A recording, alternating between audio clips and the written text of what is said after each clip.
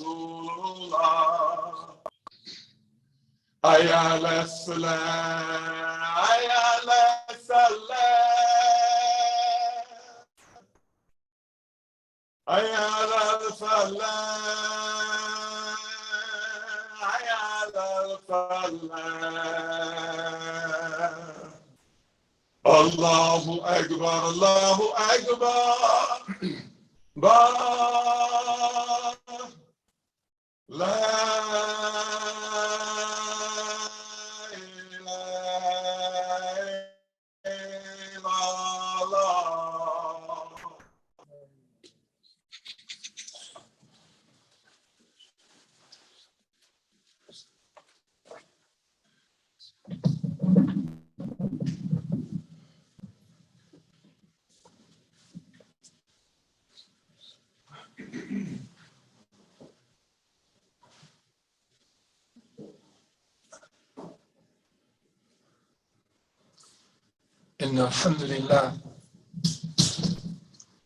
إن الحمد لله نستعينه ونعوذ بالله من شرور أنفسنا وسيئات أعمالنا فمن يهد الله فلا مضل له ومن يضلل فلا هادي له وأشهد أن لا إله إلا الله وحده لا شريك له وأشهد أن محمدا عبده ورسوله يا أيها الذين آمنوا اتقوا الله حق تقاته ولا تموتن إلا وأنتم مسلمون يا أيها الذين آمنوا اتقوا الله ربكم الذي خلقكم من نفس واحدة وخلق منهما زوجها وبث منهما رجالا كثيرا ونساء واتقوا الله الذي تساءلون به والأرحام إن الله عليكم رقيبا يا أيها الذين آمنوا اتقوا الله وقولوا قولا سديدا ويصلح أعمالكم ويغفر لكم ذنوبكم ومن يطع الله ورسوله فقد فاز فوزا عظيما كل خير حديث كتاب الله وخير هدي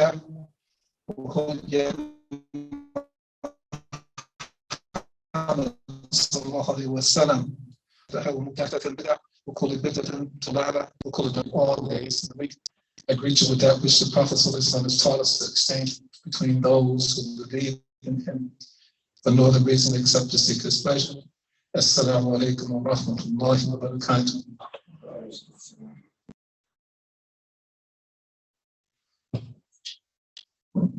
Allah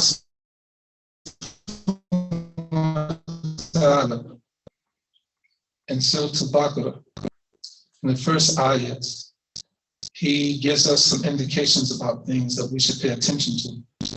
And so I would like to take a look at some of the things that he says in this tremendous surah that we should pay attention to and know that indeed Allah subhanahu wa ta'ala is in control of all things.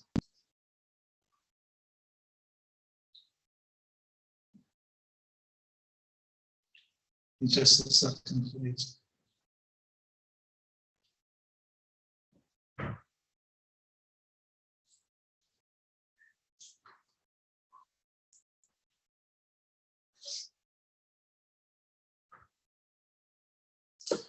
Allah subhanahu wa ta'ala states in Surah Al-Baqarah, وَأُعُوذُ بِاللَّهِ مِنَ الشَّيْطَانِ الرَّجِيمِ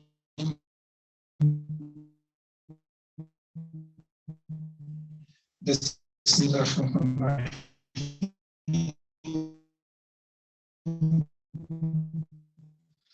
ألف لام ميم ذلك الكتاب لا ريب فيه هدى للمتقين الذين يؤمنون بالغيب ويقيمون الصلاة ومما رزقناهم ينفقون والذين يؤمنون بما أنزل إليك وما أنزل من قبلك بالآخرة هم يوقنون أولئك على إن الذين كفروا ختم الله على قلوبهم وعلى سمعهم وعلى أبصارهم غشاوة ولهم عذاب أليم.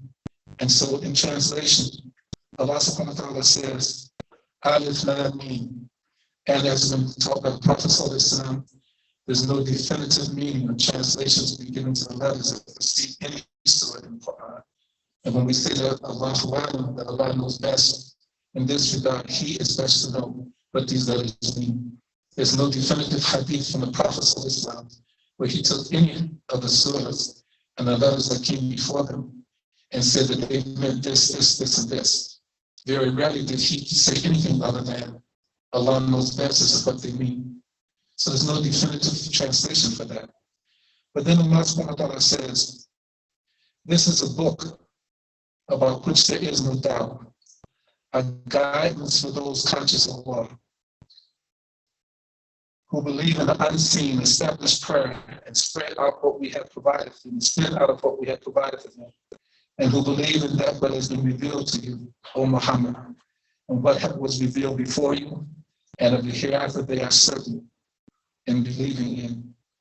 Those are upon who accomplish these things, those are upon the right guidance from their Lord, and it is those who are successful. Then Allah subhanahu wa ta'ala says in the 6th ayah, إِنَّ الَّذِينَ كَفَرُوا سَوَاءٌ عَلَيْهِمْ وَأَنذَرْتَهُمْ أَمْ لَمْ تُنذِرْهُمْ لَا يُؤْمِنُونَ. Indeed, those who disbelieve, it is all the same for them. Whether you warn them or do not warn them, they will not believe. And then Allah goes on to say in the 7th ayah, خَتَمَ اللَّهُ عَلَىٰ قُلُوبِهِمْ وَعَلَىٰ سَمْعِهِمْ وَعَلَىٰ أَبْصَارِهِمْ غِشَاوَةٌ وَلَهُمْ عَذَابٌ أَلِيمٌ. It's the 6th and the 7th ayah we want to pay attention to today, because Allah subhanahu wa ta'ala has instructed and told the Prophet ﷺ, when the Prophet began to worry about the fact that more of the Quraysh and other tribes were not accepting the message, he began to have some doubts about whether he was who Allah subhanahu wa ta'ala has said that he was. And he began to worry and to fret about the fact that these people, who were blood of his blood in some cases, related otherwise with his people, were not coming forward to embrace Islam as he thought they should. And Allah subhanahu wa ta'ala, in assuring the Prophet as such, wasn't a reprimand, but if we could use that as a loving reprimand, reminding the Prophet ﷺ, Ya Muhammad, you're not the father of any of these people. Yours is but to deliver the message. And so here, I want to digress for a minute, because on several different circumstances, several times, we have talked about our children, and we have looked at our families. And the question becomes, when we begin to see and look at what Allah subhanahu wa ta'ala has said, what will happen to those who disbelieve, then what becomes the point when our children who have reached the age of reason act and behave as those who disbelieve? This becomes a question, because in that regard, those who are parents or grandparents, uncles, aunties, we're warners, just as the Prophet was, sallallahu alaihi wasallam. The only thing different here is that if we are parents, we are the fathers and mothers of those of our children who turn their backs on obeying Allah and His Prophet sallallahu alaihi wasallam. But does that fact change the matter of the circumstance of what Allah subhanahu wa ta'ala has said will happen to those who disbelieve? And so this is the point to address today.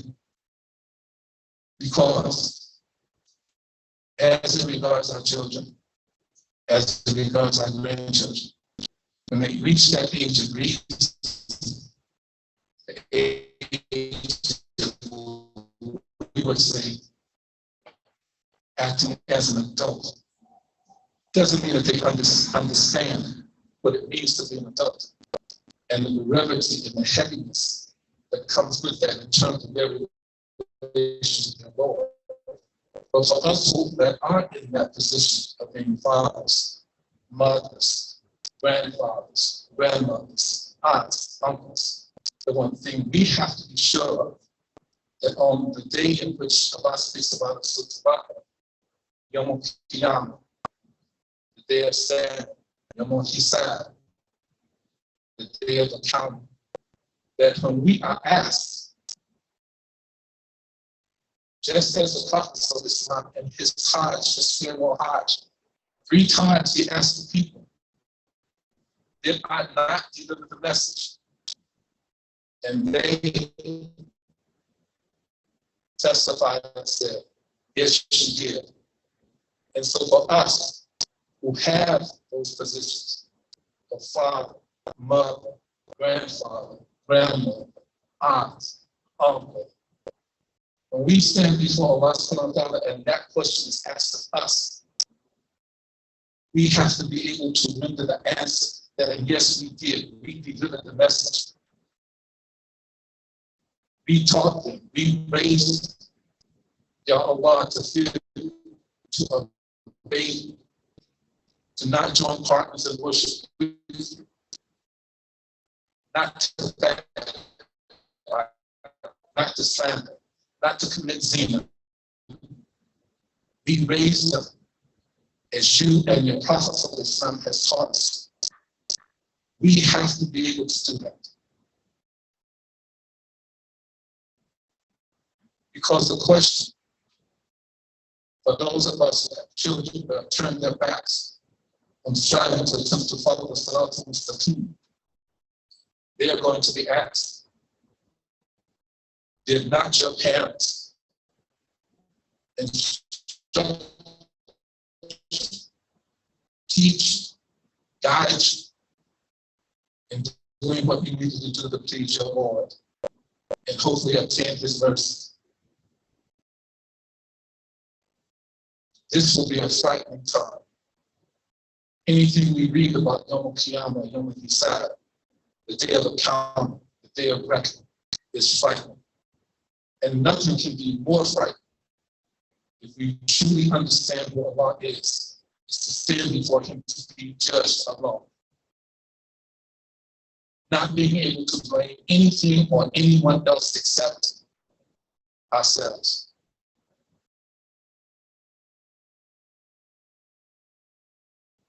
Not for those of us gathered here, but as quickly as a person can command, there will be no line or no qiyam. Because as Allah subhanahu wa ta'ala said in Surah Al-Nabah,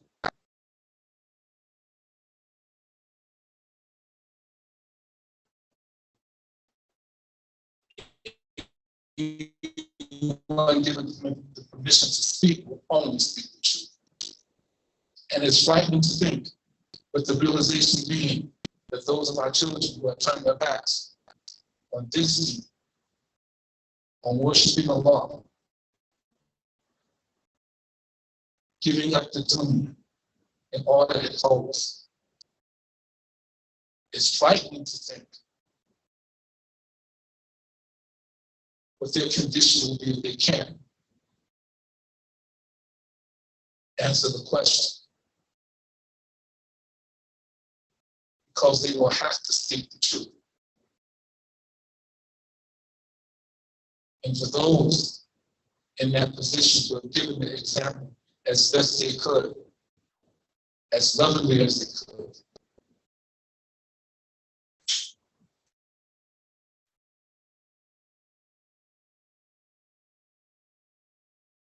what is it that they will say? They will only be able to speak the truth.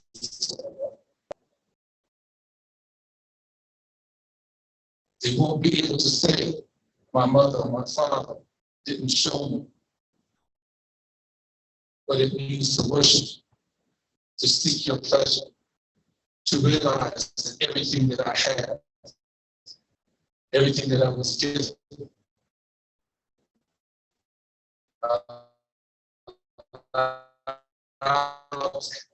came from you, Lord. And at that point, standing before Allah subhanahu wa ta'ala, it's too late to repent. The opportunity has come and gone. And again, from Surah Al-Nabah, the last ayah, For those who disbelieve, they will say, "Whoa,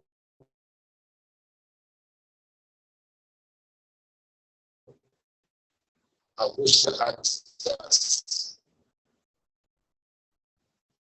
And someone will say to me, "Yes, it's the son.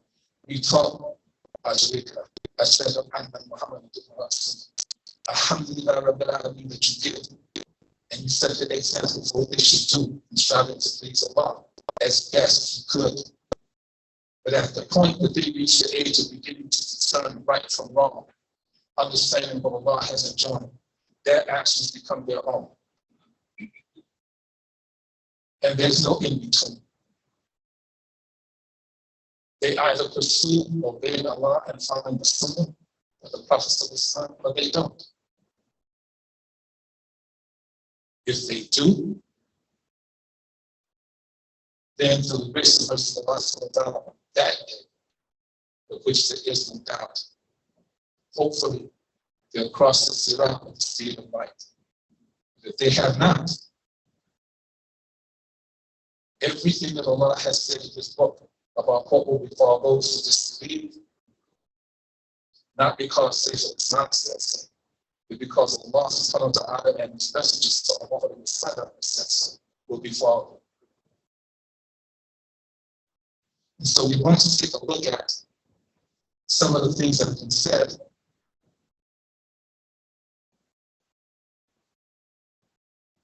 in these two ayats from the Tafsir Ibn Kathir.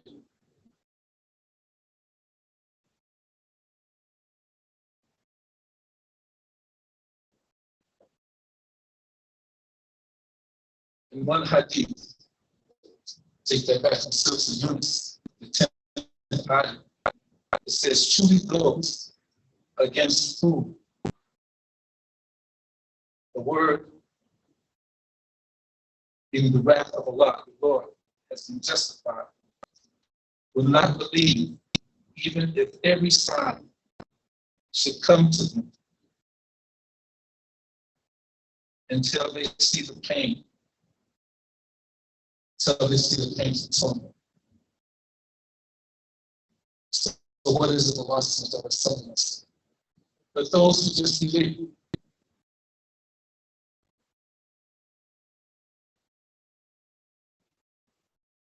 but truly those against whom the word of your Lord has been justified, meaning His wrath, they will not believe if every sign should come to them until the painful torment. So when we look at this, for those of us parents who watched our children go down the wrong path, repeatedly,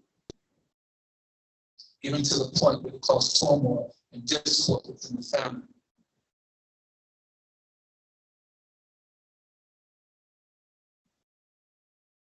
Allah is best to know when He gets to that point that every sign that is shown to them, even about the torment that will come and can't come on Yom Kippur, they still won't believe. They still won't submit to Allah subhanahu wa ta'ala.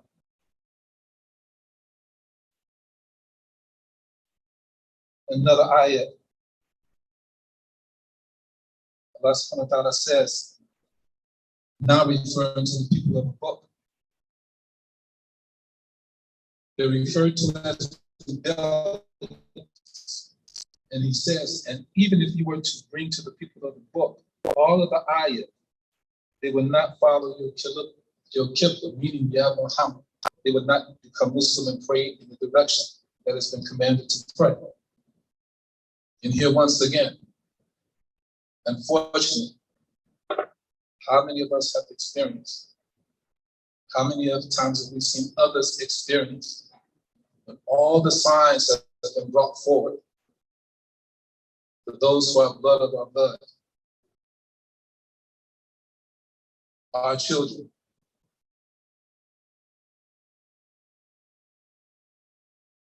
and they won't believe.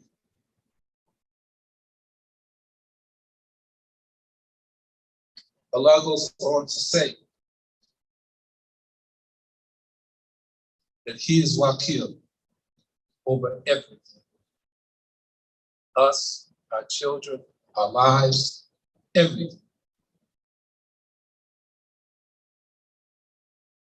This is as much as when He said to the Prophet, Ya Muhammad, you are but a warner. Those of you,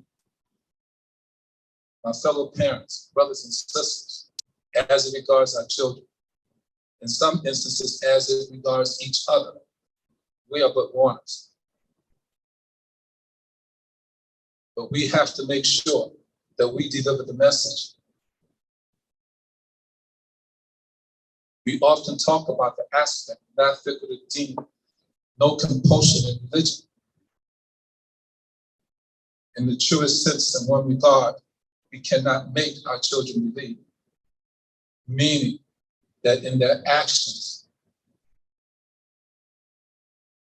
they're striving to get the quality of Islam, as described in the famous hadith from Umar ibn al-Khattab and narrated by his son, Abdullah ibn Umar, of the day that Jibreel came amongst the individuals. And he talked about this quality of Islam, of worshiping Allah as though we see Him. And even though we do not, we know that Allah sees us.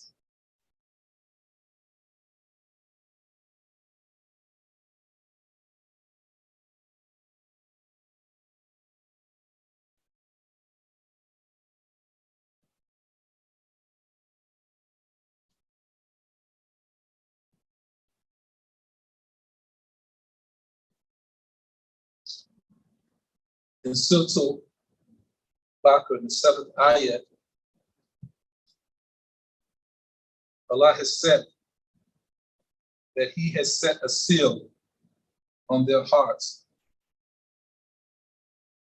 on their hearing, on their eyes. There is a cover. And the word that is used, the Arabic word, is khatam. Khatami. Khatam. It means to seal something, to enclose it. But there's certain explanations given about this ayah that we need to share. And above all, we need to understand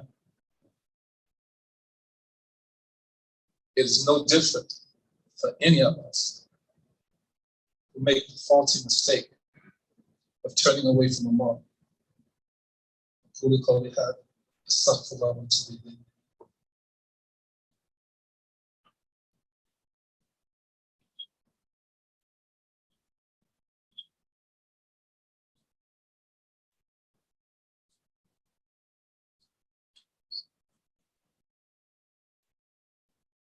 الحمد لله رب العالمين والصلاة والسلام على خير المرسلين وعلى آله وصحبه أجمعين. أما بعد. Concerning the tafsir of the 7th ayah of Surah Al-Baqarah, famous Mufassirin Khateeb, he makes this statement. He said, concerning these individuals that this ayah refers to, Shaitan controlled them, and they obeyed him. Allah sealed their hearts, hearing and sight. And they could neither see the guidance, nor hear or comprehend or understand. Again, in the aspect of khatam, the sealing, this great Mufassirin Khateeb said, again, Shaitan controlled them. And he gives a condition how Shaitan controlled them. Shaitan controlled them and they obeyed him. When they obeyed him. Our children are no different than any other human being on the planet. And this becomes a hard thing for us to reckon with because we love them. Perhaps mothers more so than fathers, because they go through the pain of labor, which there's not a man sitting in this masjid that can deal with that type of pain and understand what it means and the bond that it forms between the mother and the child, as Allah subhanahu wa ta'ala has intended. But nonetheless, Khateeb is saying here, Shaitan controls them and they obey him. And as a result, Allah stilled their hearts, hearing and sight. They can neither see the guidance nor hear, comprehend, or understand the guidance. And how many times have we as parents wondered if is this the circumstance of having to draw our children's attention to such and such and such and such from the Quran and the Sunnah, and we can't understand why it is they don't understand. And perhaps it's because this is the circumstance that has happened. There's no human being here that can determine when Allah subhanahu wa ta'ala allows this to happen. And that's the danger and the fear. Because it can come at any time of Allah's choosing. And the persons have no idea what has befallen. Ibn Jurayj, another great Mufassirin, says, a stamp occurs when sin rises into the heart of the person and surrounds it from all sides. And this submersion of the heart in sin constitutes a stamp, meaning a seal. Ibn Jurayj goes on to say that the seal is placed on the heart and the hearing and the sight. Three of the primary five senses on which belief comes about. Why? Because Allah subhanahu wa ta'ala has instructed us to do what? To observe his creation. And our ability to see and to hear and to speak and to understand are the means and ways that we do this. For those of us, we praise all of us and our offsprings whose heart are set on obeying Allah, then we understand what this means, to take and learn from the creation.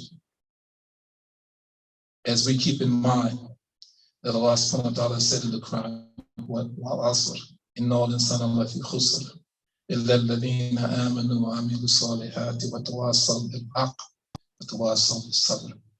Indeed, man is lost, except those who do what?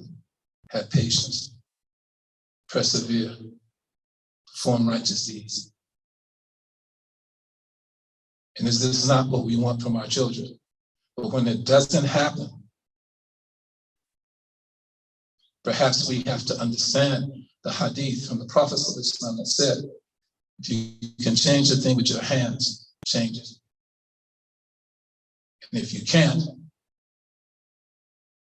you speak out against it. And if that fails, you hate it in your heart. And that becomes the weakest expression of faith in that sense.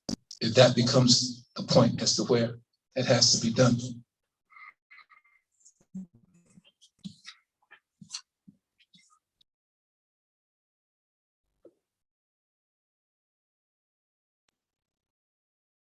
There's something that's talked about in the Quran in these ayats. Allah subhanahu wa ta'ala in the Quran many times talks about a stain being upon the heart. As in the 10th surah, the 151st ayat. Nay, Allah has set a seal upon their hearts of the disbelievers because of their disbelief. And this is Al-Qurtubi, another famous Mufassirin who talks about this.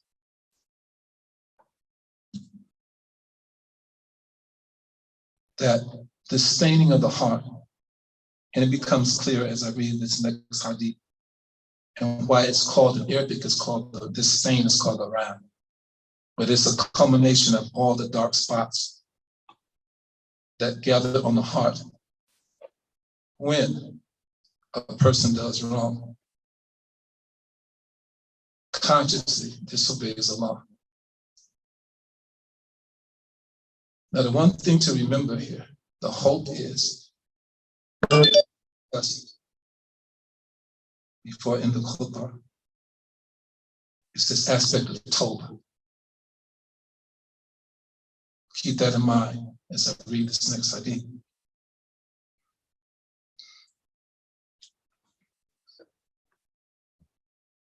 Imam Qurtubi, rahmahullah, from Hudayfa, radiallahu anhu, the fitna, or the fitnan, the trials, tribulations, are offered to the hearts, just as straws are sewn into a woven mat, one after another.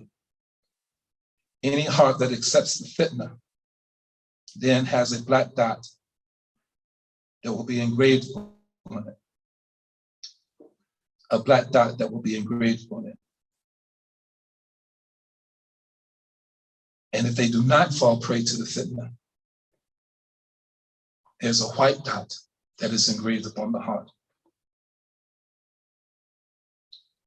So Qurtubi goes on to say from this hadith, therefore hearts will be of two types. One white, just like a barren stone.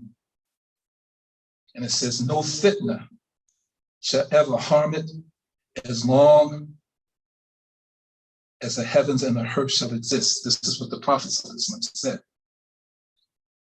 The second analogy of the black heart. And the Prophet said, it's just as a cup that is turned upside down. For this heart does not recognize righteousness or evil. And how many times, sometimes even with our children, we look at what their hands have put forth and say, how could you do that? What were you thinking? And sometimes we make the excuse, oh, they weren't thinking, it was a lapse of memory, a lapse of thought. And here the Prophet ﷺ is telling us, perhaps not.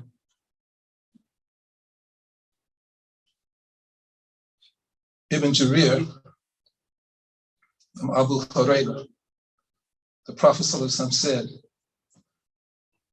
when the believer commits a sin, a black dot will be engraved on the heart. And this is the important point to remember. If he or she repents, refrains, and regrets, these are the conditions of Tawbah.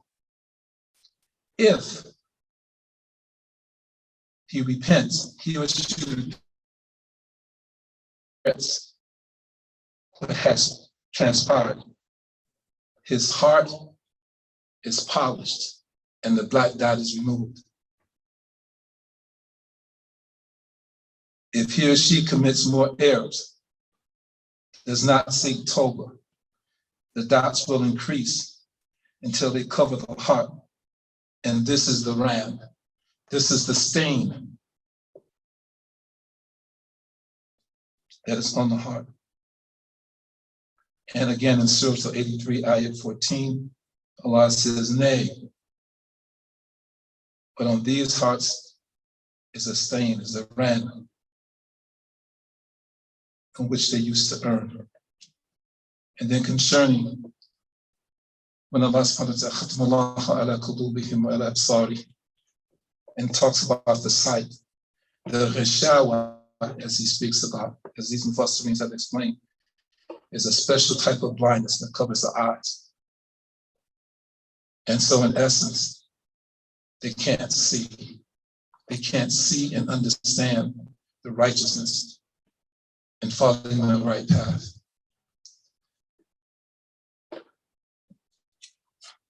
These are hard things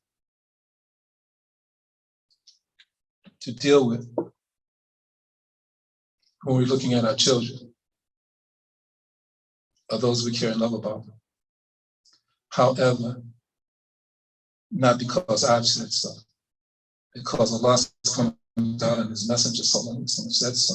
But we have to understand that if we who declare belief in Allah aren't doing everything we possibly can day in and day out to beg Allah to place us on the Sirat al-Mustaqim, to beg Allah to keep us there, then the opposite of that is not being on the Sirat al-Mustaqim. The opposite of that is having the conditions of those who disbelieve and now being in the circumstance, astaghfirullah, to encounter what Allah subhanahu wa ta'ala has said is the end of those who disbelieve.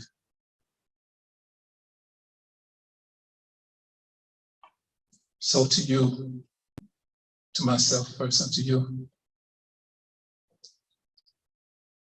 remember and understand,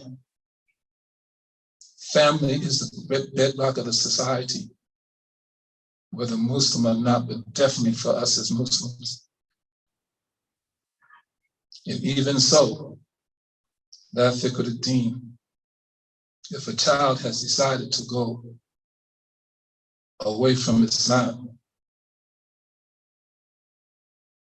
and you've done everything you can, and you get to the point that all that you can do is to make dua to Allah subhanahu wa ta'ala, that the course changes. Understand, we need to understand, as painful as it may be, Allah subhanahu wa ta'ala said, what in the Quran?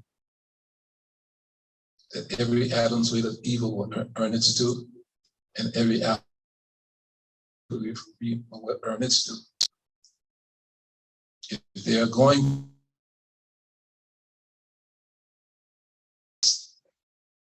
the conditions of Tawbah have to be met, because this is what Allah subhanahu wa ta'ala and His Messenger have said.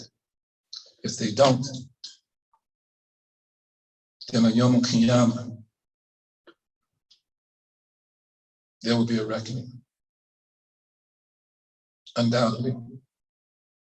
For those of us as parents, within our hearts, we know whether we made the sincere effort as instructed by Allah subhanahu wa ta'ala and the Prophet to raise our children in the right way.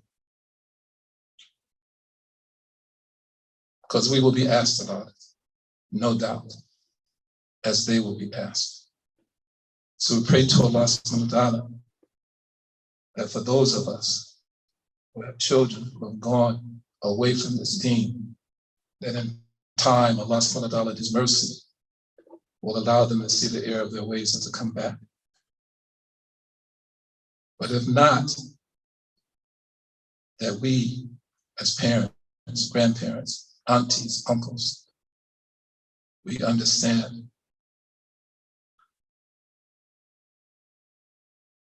at some point, it may be that Allah has sealed their hearts and their hearing and their sight. And if that has happened, then the only one who can take the seal away from their sight, away from their hearing, and for them to be able to understand is Allah Himself.